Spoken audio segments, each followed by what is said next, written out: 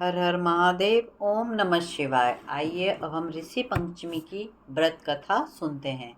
भाद्र पक्ष शुक्ला पंचमी को ऋषि पंचमी कहते हैं। यह व्रत स्त्री पुरुष दोनों ही कर सकते हैं। जाने या अनजाने किए हुए पापों के प्रायश्चित की कामना से ही यह व्रत किया जाता है। व्रत आरंभ करने से पहले निकट की किसी नदी या तालाब में स्नान करना चाहिए। फिर आकर वेदी बनाकर उसे गोबर से लीपकर उसे अनेक रंगों से सर्वतोभद्रा मंडल बनाकर उस पर तांबे या मिट्टी का घड़ा रखना चाहिए। उसी स्थान पर अष्टदल कमल दल बनाकर अरुंधति और सप्त ऋषियों की मूर्ति बनाकर विधि पूर्वक उनकी पूजन करना चाहिए।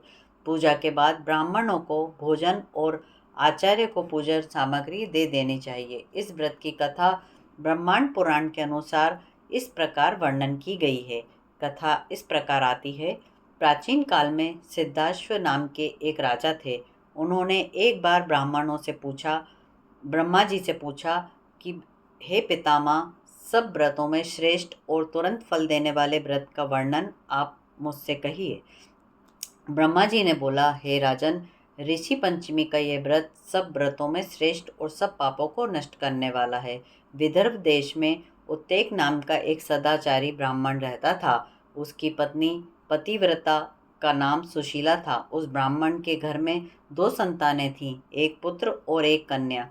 विवाह योग्य होने पर उसने समान कुलशील वाले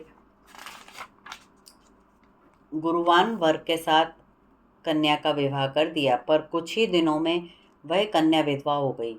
उसके दुख से अत्यंत दुखी हुए ब्राह्मण दंपत्ति कन्या समेत गंगा जी के किनारे कुटिया बनाकर रहने लगे। एक दिन सोती हुई कन्या के शरीर में अचानक कीड़े पड़ गए।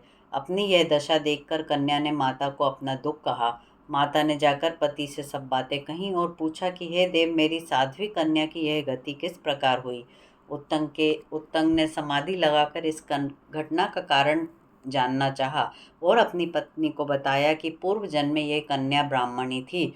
इसने रजस्वला होते हुए भी घर के बर्तनों को छुआ था और इस जन्म में भी और लोगों को ऋषि पंचमी का व्रत करते देखकर स्वयं कभी नहीं किया। इसी कारण इसके शरीर में कीड़े पड़ गए।